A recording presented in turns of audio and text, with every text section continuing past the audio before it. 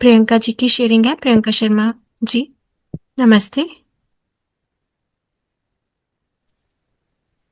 नमस्ते। जी, तो मैं आपका परिचय रख देती हूँ प्रियंका जी, फिर आप अपनी शेयरिंग को शुरू कर लीजिए। प्रियंका शर्मा जी भी स्टूडेंट हैं TILS एजुकेशन और फिजिक्स डिपार्टमेंट में अपनी मास्टर्स परस्यू कर रहे हैं। वर्कशॉप पहला मार्च 2025 में किया था। 13th बैच में जुड़े थे, बट स्वास्थ्य पूरा ठीक होने के ना कारण पूरा नहीं अटेंड किया 13th बैच। तो ये वाला बैच इन्होंने कंसिस्टेंटली अटेंड किया है। और अभी मैं प्रियंका जी को ही निवेदन करूंगी कि आप अपनी शेयरिंग को शुरू करें। नमस्ते सभी को। मैं अपनी शेयरिंग की शुरुआत जो यूएचवी का अपना सबसे पहला सवाल या प्रपोजल था उससे करना चाहूंगी कि सुख स्वभाव है या प्रभाव। तो इसे मैं एक उदाहरण द्वारा बताना चाहती हूँ। जब मैं अपने पसंदीदा काम करती थी और पसंदीदा लोगों से बात करती थी, तो मुझे ऐसा लगता था कि मैं खुश हूँ। पर हम खुशी को कंटिन्यूटी में चाहते हैं और इन सब चीज़ों से मुझे सुख तो मिल रहा था, पर बहुत कम समय के लिए। तो जब मैंने छोटी-छोटी चीज़ों को ऑब्ज़र्व किया, तो मुझे महसूस हुआ कि सुख स्वभाव है, प्रभाव नहीं। तो मेरे मन में सवाल आया कि अगर सुख स्वभाव है, तो हम प्रभाव को ही सुख क्यों मान लेते हैं और बार-बार प्रभाव में क्यों रहना चाहते हैं? फिर जो हमने एक्सरसाइज़ करी, उसमें बताया कि मैं और शरीर 2 अलग चीज़ें हैं, पर दोनों एक-दूसरे के साथ सह-अस्तित्व में हैं। हमको जो सुख की अनुभूति होती है, वो या तो चैतन्य इकाई के द्वारा होती है या फिर शरीर के द्वारा। फिर जब मैंने चैतन्य इकाई और शरीर दोनों को अलग-अलग ऑब्ज़र्व करके उसमें डिफ़रेंस को देखा, तो कुछ चीज़ें क्लियर हुई और समझ में आई। जैसे हमारे शरीर में कई सारी क्रियाएँ होती रहती है और जब उन क्रियाओं में कोई रुकावट या कोई समस्या आती है, तो हमारा शरीर सुचारू रूप से काम नहीं कर पाता और हम चाहते हैं कि हमारा शरीर हमेशा स्वस्थ रहे, इसमें कोई रुकावट नहीं आए। पर इसको कई बार हम चैतन्य इकाई से जोड़ लेते हैं, क्योंकि हम शरीर को ही चैतन्य इकाई मान लेते हैं। पर जब हम इसे ध्यान से देखते हैं, तो हमें ज़्यादा परेशानी नहीं आती और हम शरीर की रुकावट को दूर करने के लिए कुछ उपाय करके सुखी रह सकते हैं। इसके बाद मैं एक उदाहरण चैतन्य इकाई के लिए देना चाहती हूँ। जैसे चैतन्य इकाई में हमारे इच्छा, विचार, आशा चलती रहती है और उसी के अनुरूप हमारे भाव और कार्यक्रम बदलते रहते हैं। जैसे मैं अभी मेरे नानी के घर पे हूँ और मुझे कल हेयर वॉश करने थे। तो मैंने मेरे मौसी के लड़के को बोला कि मुझे शैम्पू लाके दो। तो उसने मुझे मना कर दिया। तो कुछ समय के लिए मेरे विचारों में विरोध आया और मैंने निर्णय लिया कि मैं अब मेरे भाई से बात नहीं करूँगी। और उससे उसके अगले ही पल मैंने खुद से सवाल पूछा कि क्या विरोध में रहना मेरा स्वभाव है और क्या मैं इन चीज़ों की कंटिन्यूटी चाहती हूँ? तो जब मैंने ये सोचा तो मुझे लगा नहीं, मुझे विरोध तो नहीं चाहिए, ना इसकी कंटिन्यूटी चाहिए। तो मैंने बाकी सारे स्टेप जो हमने एक्सरसाइज़ में किए हैं, उन सब के बारे में सोचा और डिसीज़न लिया कि नहीं मैं बात करूँगी और मैंने बात भी करी। जब मेरे डिसीज़न मान्यताओं के आधार पर और संस्कार के आधार पर होते हैं, तो मैं प्रभाव में रहती हूँ। पर जब मैं उनके बारे में खुद से सवाल पूछती हूँ और जो स्टेप्स हैं, उनको उनके बारे में सोचती हूँ और सही समझ के आधार पर निर्णय लेती हूँ, तो मैं देख पाती हूँ कि सुख स्वभाव है, प्रभाव नहीं है। और जब मैंने सभी छोटी-छोटी चीज़ों को ऑब्ज़र्व किया, तो मुझे लगा कि मेरे अंदर रिएक्शन आ रहे हैं, अभी भी पुरानी मान्यताओं के आधार पर मेरे डिसीज़न हो रहे हैं। कुछ चीज़ों के लिए समझ बढ़ी है और अवेयरनेस बढ़ी है, पर कुछ चीज़ें ऐसी हैं जिसमें मेरे को अभी भी लगता है कि उनको सुधारने की ज़रूरत है। जैसे पिछले सोमवार को मैं मेरी नानी के घर पर आई थी और मैं जैसे 3 ड्रेस लेके आई, तो मुझे 2 दिन ही यहाँ पे रुकना था, पर किसी कारणवश मुझे यहाँ पे ज़्यादा दिन रुकना पड़ा। तो मुझे लगा कि बाकी अगर मैं पहले जैसे जब मैंने यूएचवी नहीं किया था, तो मेरे मन में ये चलता था कि नहीं, मुझे रोज़ दूसरी अलग-अलग ड्रेसेस पहननी है या फिर कहीं जाना है तो ऐसा लगता था कि नहीं यहाँ पे अलग पहन के जानी चाहिए और रिपीट नहीं करनी चाहिए, अजीब मतलब वो ऐसा लगता था। पर अभी जैसे यूएचवी कर लिया, तो भले अभी मैं 2 दिन के लिए आई थी और मैं यहाँ पे 1 हफ्ते से भी ज़्यादा रुकी, पर मुझे ड्रेस को लेके ऐसा कुछ नहीं हुआ कि मैंने ये ड्रेस रिपीट क्यों करी या फिर मुझे और लानी चाहिए थी। मतलब उन चीज़ों को लेके तो ये छोटी-छोटी चीज़ें पहले बहुत अ, मतलब मन में विरोध या फिर कंफर्टेबल नहीं करती थी, उन चीज़ों के लिए अब ऐसे विचार नहीं आते। अब ऐसा लगता है कि हाँ, कोई बात नहीं, जो कपड़े हैं वो हमारे प्रोटेक्शन के लिए होते हैं और उसके लिए मुझे पहनने हैं। तो एक चीज़ को 2 बार क्या अगर 20 बार भी रिपीट करो तो कोई दिक्कत नहीं है। तो इसी तरह कुछ चीज़ों पर मैंने अच्छे से काम किया और उसमें मुझे थोड़ा-थोड़ा सा चेंज भी नज़र आया और अवेयरनेस भी बढ़ी है। जैसे मैं कुछ भी करती हूँ तो मेरे मतलब रिएक्शन भी आते हैं कितनी बार और कितनी बार विरोध भी आता है, पर उसके ऊपर अवेयरनेस बनी रहती है। उसके कुछ समय बाद ही मैं उसके बारे में अच्छे से सोचती हूँ और फिर उसके ऊपर काम करती हूँ, तो मुझे थोड़ी-सी एक कंफर्टेबल लगता है और आराम से उस चीज़ को समझ पाती हूँ। और मुझे ये भी समझ में आया कि 1 या 2 इंसान के साथ कभी-कभी हमारा व्यवहार ठीक हो जाता है, तो उससे हमारा संस्कार नहीं बदलता। अगर हमको उसी चीज़ के लिए किसी अलग इंसान के साथ विरोध हो रहा है, तो इसका मतलब है कि हमें अभी भी अपने व्यवहार पर, समझ पर काम करने की ज़रूरत है। जैसे पहले मैं मेरे भाई के साथ बहुत लड़ाई करती थी और जैसे वो कुछ भी बोल देता था, तो उसी समय मेरे अंदर विरोध आ जाता था। तो मैंने सोचा कि वो क्या-क्या चीज़ें बोलता है जिससे मेरे को विरोध आता है या फिर उसका जो बोलने का है, वो मुझे जानबूझ के चिढ़ाने के लिए बोलता है या फिर उसका इंटेंशन ही ऐसा है। तो मैंने उसके ऊपर अच्छे से सोचा, समझा, तो मुझे समझ में आया कि उसका इंटेंशन ये नहीं है, वो बस उसके बोलने का तरीका वो हो चुका है और उसकी भी जो मान्यता है और जो संस्कार है वो उसके ऊपर भारी रहते हैं। उसी वज़ह से वो भी इस तरह से मेरे से बात करता है। तो जैसे मैंने कोशिश करी तो मैंने तो मैं उस चीज़ से अलग हो पाई और उस चीज़ को देख पाई।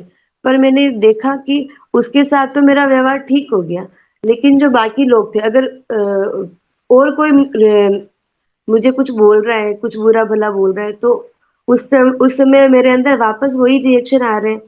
तो फिर मैंने सोचा कि ये केवल एक इंसान के साथ अगर मेरे को लग रहा है कि हाँ, मेरा व्यवहार ठीक हो चुका है, तो वो व्यवहार ठीक नहीं हुआ है और सही समझ नहीं बनी है। बस वो मैंने कुछ-कुछ अपने हिसाब से सेटिंग बिठा के कुछ ऐसे खुद को कुछ रीज़न दे दिए जिसकी वज़ह से मैं उसके साथ तो अच्छे से रह रही हूँ, पर वो अंदर सही समझ के रूप में नहीं बैठा है।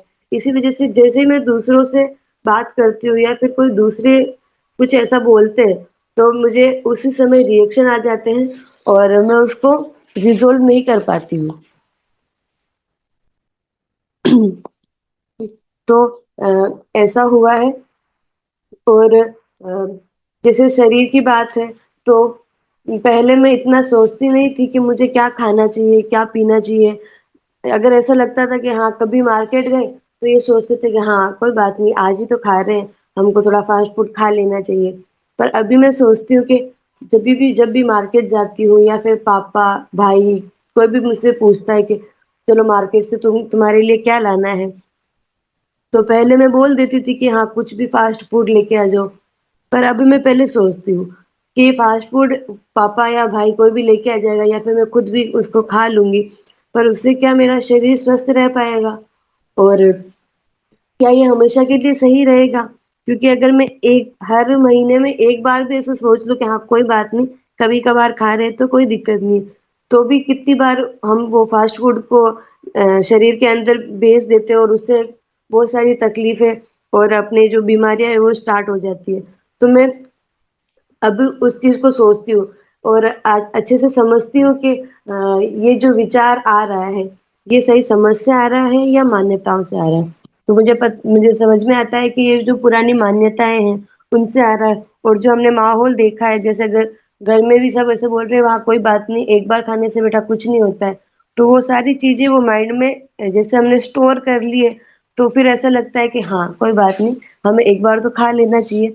पर अब ऐसा होता है कि अब वो चीज़ें मैं धीरे-धीरे उनको ख़त्म क मतलब कम कर रही हूँ कि नहीं, अगर मैं एक बार भी कम करूँगी खाने उस चीज़ को, एक बार भी मना कर रही हूँ, तो उसके लिए मेरे को उससे मेरे शरीर को फ़ायदा हो रहा है और अगर हम कुछ अच्छा नहीं खा सकते तो कम से कम इतना तो कर ही सकते हैं कि जो चीज़ सही नहीं है, उसको हम ग्रहण ना करें।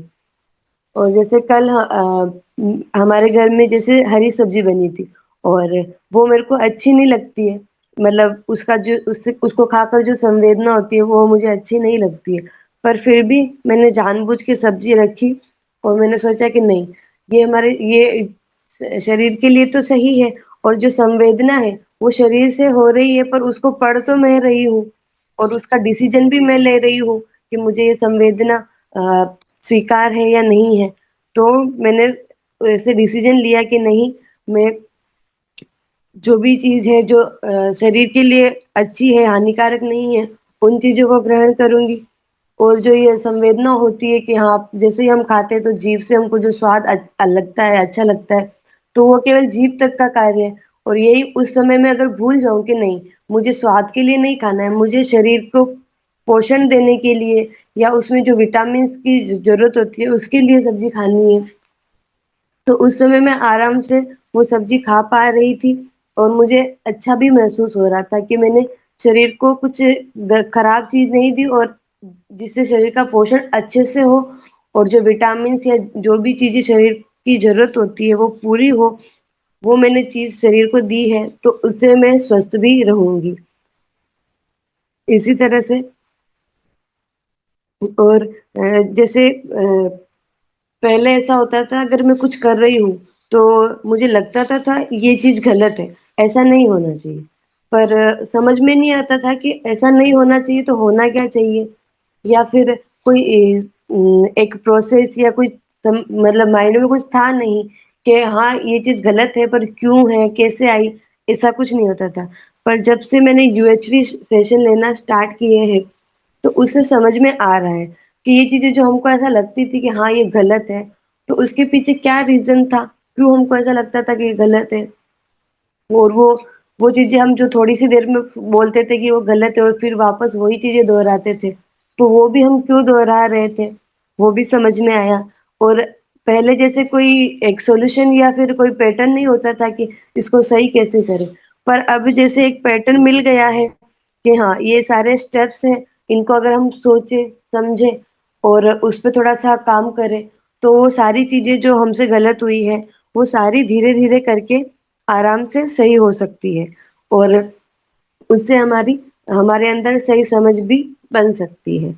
तो इस तरह से मैंने छोटी-छोटी चीज़ों पर काम किया है और जैसे हम जहाँ पे मैं पढ़ती हूँ, स्पोकन इंग्लिश क्लास में जाती थी, तो वहाँ पे सर ने हमको सिखाया था कि हमको माफ़ करना सीखना चाहिए। क्योंकि जब तक हम किसी को माफ़ नहीं करते ना, तो हम उसके बारे में अच्छे विचार या फिर उसको सही से समझ नहीं पाते। क्योंकि अगर किसी ने हमें कुछ बोला है और हमको ऐसा बुरा लग गया है, तो हम उससे बात तो करेंगे, लेकिन हमारे मन के अंदर उसके प्रति विरोध रहेगा। और अगर हम उसी उस इंसान को उसी समय जब उसने कुछ बोला है और उसी समय हम उसको माफ़ कर देते हैं, माफ़ी भी ऐसा नहीं कि बस बोलने के लिए, पूरे मन से सोच समझ के हम उसको अगर माफ़ कर देते हैं, तो हम उस इंसान की जो अच्छी चीज़ें हैं या फिर वो उसकी जो कोशिशें हैं और जो उसकी स्ट्रगल है, उसको अपन आराम से समझ पाते हैं कि हाँ, ये इंसान ऐसा चाह नहीं रहा है, जो भी इससे हो रहा है। बस ये इससे हो रहा है क्योंकि कुछ मान्यता ऐसी बन गई है, उस तरह। और अ, मैं ऐसे इस चीज़ों पे धीरे-धीरे काम कर रही हूँ और मैं आप सभी का धन्यवाद करना चाहती हूँ क्योंकि आप सभी की वजह से जब आप इसमें सेशन में सवाल करते हैं और अपनी शेयरिंग्स रखते हैं, तो मेरे अंदर जो कुछ कन्फ्यूज़न या कुछ सवाल आते हैं, तो वो भी क्लियर हो पाते हैं और जो चीज़ें मेरे को लगता है कि हाँ, ये शायद मेरे साथ ही हो रही है, तो मैं उससे कनेक्ट हो पाती हूँ। फिर मुझे लगता है कि नहीं, ऐसा सभी के साथ में हो रहा है और अगर दूसरों के साथ में दिक्कत आ रही हो और वो उसका जो सॉल्यूशन उनके लिए है, तो वही मेरे लिए भी होगा। तो मैं उसको सही से सुनती हूँ, समझती हूँ और उस पे काम करती हूँ और मुझे लगता है कि जैसे पहले मुझे ऐसे गलती एक्सेप्ट करने की हिम्मत नहीं होती थी। ऐसा लगता था कि नहीं, मैं दूसरों के ऊपर ब्लेम डालती थी। कि नहीं इसमें गलती मेरी तो नहीं हो सकती, सामने वाले की ही गलती होगी, मैंने तो मेरी तरफ से सब कुछ सही किया है। पर अब जब मैं सबकी शेयरिंग सुनती हूँ और जैसे मैंने इन सब चीजों पर कोशिश करी है समझने की, तो मुझे लगता है मैं उस गलती को भी एक्सेप्ट कर पाती हूँ और मुझे हिम्मत मिलती है कि मैं खुद के लिए कुछ काम करूं, और अगर खुद सही समझ पर काम करूंगी तो वो मेरे लिए भी अच्छा होगा और दूसरों के लिए भी अच्छा होगा। और जब मैंने देखा कि सबने शेयरिंग रखी है और अपनी जो कमियां थी और जो अच्छाइयां थी वो सभी चीज इसमें बताई है कि भाई ये चीजें हम अभी तक भी गलत कर रहे हैं और इन चीजों पे हमने काम किया है, तो उससे मुझे हिम्मत मिली कि हाँ मुझे भी बिल्कुल ऑनेस्ट होकर जो मैंने अभी तक सीखा है और जिसको मैं सीखने की कोशिश कर रही हूँ, मुझे वो सब बताना चाहिए। तो आप सभी का धन्यवाद। मैं अपनी शेयरिंग को यहाँ तक ही रखना चाहूंगी और सभी का धन्यवाद। जी, धन्यवाद प्रियंका जी। बहुत बढ़िया से आपने अपनी शेयरिंग को रखा है। आपने पिछले बैच में भी रखी थी अपनी शेयरिंग? नहीं मैम, पिछला बैच में पूरा अटेंड नहीं कर पाई थी तो उसमें मैंने अपनी शेयरिंग नहीं रखी थी। जी, बढ़िया। तो पहली बार आपने शेयरिंग को रखा है, उदाहरणों के सहित आपने अपनी स्थिति को एक्सप्रेस किया। निवेदन करूंगी गोपाल बाबू भैया से कि भैया प्रियंका जी की शेयरिंग के बारे में अपनी गाइडेंस को रखें हमारे लिए।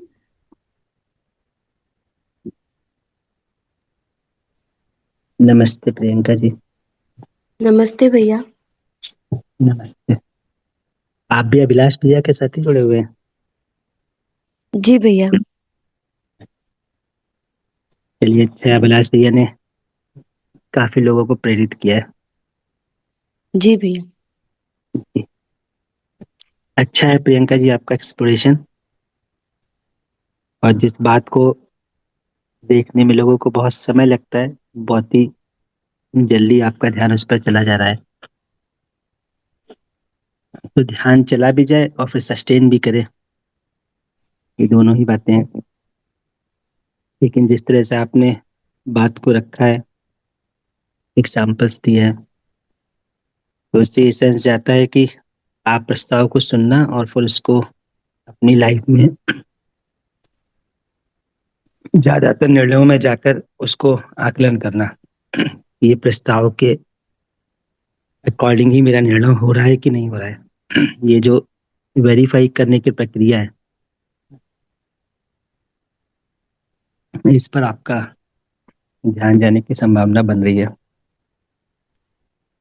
तो अच्छी बात है ये कि आप पूरा सुन पा रहे हैं, सुन के ध्यान दे रहे हैं, ध्यान के फिर वेरीफाई भी कर रहे हैं, फिर उसका आउटकम भी देख रहे हैं। आउटकम कितनी देर सस्टेन करता है उसको भी आप इवेल्युएट कर रहे हैं। तो ये जो आप चेन चला रही हैं, तो ये बहुत अच्छी बात है। और जितनी ही जल्दी हम इस बात को पकड़ लेंगे, उतनी ही जल्दी हमारी में स्थिरता आने लगेगी। और जैसे जैसे हमारे ऊपर स्थिरता आती है, तो हमारे आसपास के लोग भी हमको स्वीकारते ही हैं। तो ये जो सेल्फ कॉन्फिडेंस आता है कि मैं अपने निर्णय को खुद मूल्यांकन कर सकता हूँ। अभी तक क्या होता है, ज्यादातर समय तो दूसरे लोग बताते हैं कि सही हुआ है कि नहीं हुआ है, उससे हम सुखी या दुखी होते हैं। अब धीरे धीरे हम सभी लोग इस बात को देख पा रहे हैं कि मैं ही तय कर सकता हूँ कि ये निर्णय मेरे सुख का आधार बनाए कि दुख का आधार बनाए। तो ये जो अपने में सुख दुख देखने वाला जो प्रक्रिया शुरू हुई है और उसमें ध्यान गया है, ये हम सभी के लिए ही महत्वपूर्ण बात है। जी भैया। तो बढ़िया है, आप बताइए, आपको इस पर कुछ कहना है मेरे रिफ्लेक्शन पर? जी भैया, जैसे आपने जो चीजें बताई है तो मुझे भी लगता है कि उन चीजों पे मुझे भी थोड़ा सा वर्क करना है, और इसलिए मैंने ये सोचा है कि अब जब शेयरिंग होगी तो मैं उसको भी अच्छे से सुनूंगी, और अगर मुझे कुछ सवाल उस समय आता है तो मैं जैसे उसी समय पूछूंगी कि ये जो सेशंस चले थे इसमें मैंने सवाल तो पूछे या एक या दो बार ही पूछे, पर अब मुझे जैसे लगता है कि अगर हम कुछ सीख रहे हैं, उसको समझ रहे हैं, तो फिर सवाल बनेंगे और अगर मैं उसको नहीं पूछूँगी, तो फिर वो क्लियर नहीं होंगे और वो चीज़ें माइंड में बन के रह जाएगी। तो जैसे आपने जो चीज़ें बताई है कि उन चीज़ों पे ध्यान जाना शुरू हुआ है, तो मैं उस पे और कोशिश करूँगी कि अच्छे से ध्यान जाए और जो चीज़ें जैसे अभी भी मुझे लगता है कि बहुत सारे रिएक्शन मेरे अंदर मतलब बार-बार रिएक्शन आ जाता है और थोड़ा-सा टाइम लगता है उस रिएक्शन से हटकर सोचने में। तो मैं उस पर भी थोड़ा काम करूँगी कि रिएक्शन जब आए, मैं उसको समझ पाऊँ और कभी-कभी ऐसा भी होता है कि जब स्थिति बिल्कुल अनुकूल होती है कि हाँ, सब सही चल रहा है, तो हमको लगता है कि हमारे अंदर रिएक्शन नहीं है। लेकिन उस समय भी रिएक्शन होता है कि हाँ, ये चीज़ ऐसी ही बनी रहे। तो उस समय भी मैं अब सोचने लगी हूँ कि ये जो अभी स्थिति है, अभी अनुकूल है, पर ये भी हो सकता है कि ये प्रतिकूल कभी भी हो जाए। पर मुझे उस चीज़ को सोचकर एकदम रिएक्शन में नहीं आना है या मुझे ये नहीं सोचना है कि ये चीज़ परमानेंट बनी रहेगी। जो परमानेंट है, जो मतलब कंटिन्यू है, वो है हमारा स्वभाव, जो कि सुखी होना है। वो प्रभाव वो हमेशा कंटिन्यूटी में बना रहेगा। बाकी बहुत सारी चीज़ें ऐसी हैं जो बदल सकती है, तो ऐसा नहीं सोचना है कि अनुकूल स्थिति ये है जो यही बनी रहे, कुछ भी हो सकता है। पर हमें अवेयरनेस होनी चाहिए, हमें होश होना चाहिए कि ये चीज़ हुई है, तो हमें इसको किस तरह से हैंडल करना है या इस पर किस तरह से विचार करना है। जी, जी, सही बात है। तो दोनों ही बातें आपकी ठीक है। एक तो जब भी आपके मन में प्रश्न हुआ करे, उसको ज़रूर पूछें। जी भैया। नहीं तो क्या होता है कि वो पूरे दिन हमारे माइंड में चलता रहता है। जी भैया। हुँ। फिर हम पूछते नहीं है तो माइंड में चलता रहता है, फिर दूसरों की बातें भी पूरी तरह से सुनाई नहीं देती हैं, क्योंकि जी हमको भैया। लगता है इसका आंसर मिलना चाहिए। हुँ। तो मुझे मतलब जब भी मन में आए, पूछे कि ना पूछे, ज़रूर पूछ लीजिए। जी। तो एक तो ये बात है। दूसरा जो आपने भी बात की है कि